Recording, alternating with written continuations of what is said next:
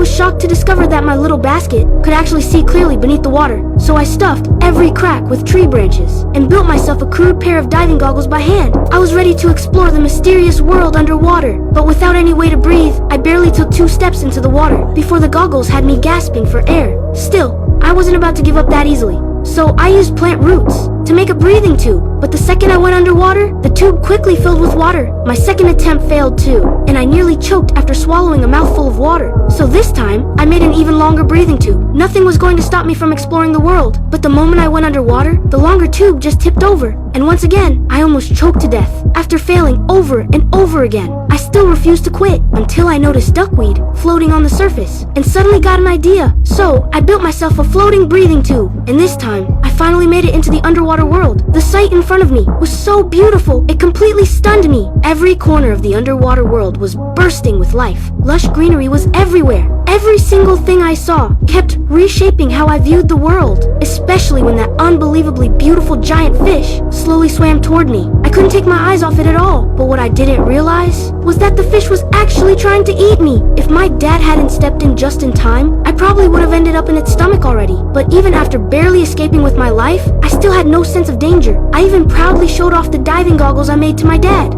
To crush that dangerous curiosity of mine, Grandma brought up the old legend our family used to scare kids with. A long time ago, there lived a red-leaf wolf deep in the forest. It was cruel and merciless, and never spared a single animal, until one day, gigantic cosmic beasts walked out from the valley. They towered like mountains, like moving orchards. Their backs were covered in endless gemstone fruit that could never be fully eaten, and they possessed magical bean pods. As long as an animal touched one of those pods, it could transform into anything it wanted. They could even understand the languages of every species. So little by little, all the animals came together, but the red-leaf wolf hated that peaceful order with all its heart. So it stole the cosmic beast's pods and transformed itself into a blazing flame wolf. Then, it slaughtered 4 cosmic beasts and drove the rest of them out of the forest. After that, it triggered rock slides and cut off the rivers. It permanently trapped the last surviving cosmic beast outside the valley forever. From that day on, animals could no longer communicate with one another. The trust between every species completely fell apart too, and all animals were forced to live under the terrifying rule of the flame wolf. Grandma thought that story would scare me, but instead, the legend only made me even more curious about the world. Ever since I was little, I'd never been afraid of anything. All I ever thought about was how huge the world was, and how I had to see it with my own eyes someday. Until one day, I ran into a young Gavin bird that hadn't fully grown yet. It was starving so badly, it could barely stay on its feet. Being the soft-hearted idiot I was, I not only shared my family's food with it, I even taught it how to crack open the tough shell of edamame by hand. The moment those crunchy beans burst in its mouth, the little Gavin bird got so excited. It suddenly let out a sharp cry toward the sky, but it wasn't thanking me. It was calling for its flock. Very soon, more and more Gavin birds came rushing over. And after the newcomers tasted the edamame, they started calling even more companions over. Just like that, hundreds and thousands of Gavin birds flooded into the forest like an army. They devoured every single bean in sight. The food my mouse family had stored up for generations was wiped out completely. The entire forest turned into the Gavin birds' personal cafeteria. What have you done?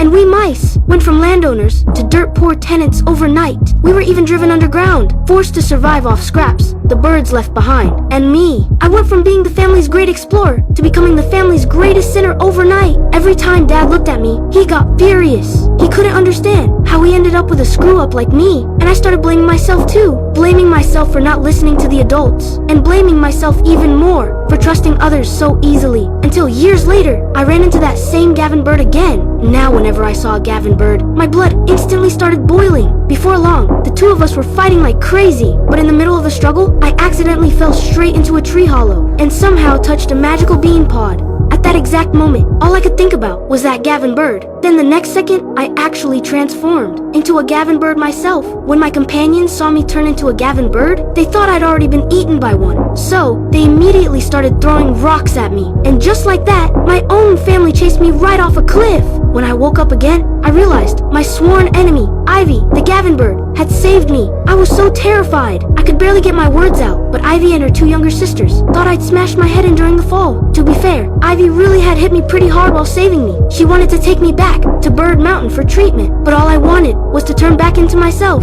So I secretly slipped away from Ivy and headed to the river alone. But there, I ran into that cuckoo fish again, the same giant fish that almost ate me when I was little. But now it wore a big friendly smile, completely different from the vicious monster I remembered. After hearing I was searching for magical bean pods, it even warmly pointed me in the right direction. It said it had once seen a glowing bean pod there. Hearing that, I was deeply moved. For a second, I honestly felt like there were still more good fish in this world than bad ones. So I set off on the journey alone, searching for a new magical bean pod. But somewhere along the way, Ivy secretly followed me again. I kept explaining to her that I wasn't a Gavinbird at all. I was actually a mouse. I only looked like this because I touched a magical bean pod. But Ivy refused to believe me. She was convinced I'd just hit my head too hard and lost my mind. The whole journey, the two of us argued non-stop until we finally reached a cave by the shore and found the glowing magical bean pod. But before I could react, Ivy charged straight at it. She wanted to grab the pod first, so I'd obediently follow her back to Bird Mountain for treatment. No, don't touch it! So No, you no, can please, turn no, back stop. into a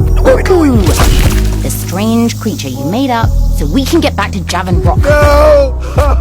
But the moment she thought about mice and touched the magical bean pod, Ivy instantly transformed into a mouse herself. And just like that, the two of us swapped bodies. Only then did Ivy finally believe everything I told her, and she finally realized that I was the little mouse she used to fight with all those years ago. With no other choice, we went back to the cuckoo fish again and asked if it knew where to find more magical bean pods. The fish told us it had heard legends about the cosmic beast before, and beyond the waterfall, there was supposedly a dead cosmic beast. Huge fields of magical bean pods grew around its body. So Ivy and I set off once again. But I still wasn't used to having a Gavinbird's body. I didn't even dare to fly, and could only slowly make my way toward the waterfall. But halfway there, we suddenly ran into the red leaf wolf. Ivy and I ran for our lives. The whole chase was packed with danger, one close call after another. In the end, we were cornered at the edge of a cliff, with nowhere left to run. We had no choice but to jump, right at the brink of death. Ivy kept guiding me, while constantly encouraging me, and at last, I finally spread my wings and flew. It was the first time Ivy and I had truly worked together, and without even realizing it, the wall between our hearts slowly began to disappear. Thanks. You're welcome.